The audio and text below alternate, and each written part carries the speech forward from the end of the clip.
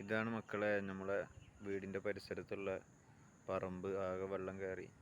കഴിഞ്ഞ 2 വീഡിയോ കണ്ടാലറിയാം എത്രത്തോളം വെള്ളത്തിൻ്റെ ഇതുണ്ടെന്നുള്ളത്. ഇപ്പോൾ കണ്ടില്ലേ, വെള്ളം കടലിലേക്ക് പോകുന്നതിന് വേണ്ടിയിട്ട് പഞ്ചായത്തിൻ്റെ ആളുകളൊക്കെ വന്ന് വെട്ടിക്കൊടുത്ത ചെറിയൊരു ചാലാണ് ഈ കാണുന്നത് കേട്ടോ. ഇങ്ങനെ കടലിലേക്കാണ് പോകുന്നത്.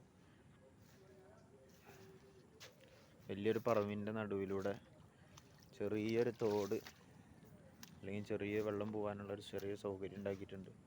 അതിലൂടെയാണ് ഈ വെള്ളം ഇങ്ങനെ ഒലിച്ചുകൊണ്ട് പോകുന്നത്. അതേപോലെ തന്നെ തൊട്ടപ്പുറത്ത് ആ കാണുന്ന തറയുടെ ഉള്ളിലൂടെ വെള്ളം ആ പറമ്പിലൂടെ ഒലിച്ചിട്ടും ആ വഴിയിലേക്ക് ഒഴുകി പോകുന്നുണ്ട്.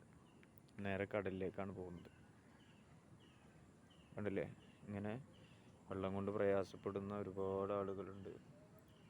പുറത്തേക്ക് ഇറങ്ങുമ്പോൾ വെള്ളത്തിലേക്ക്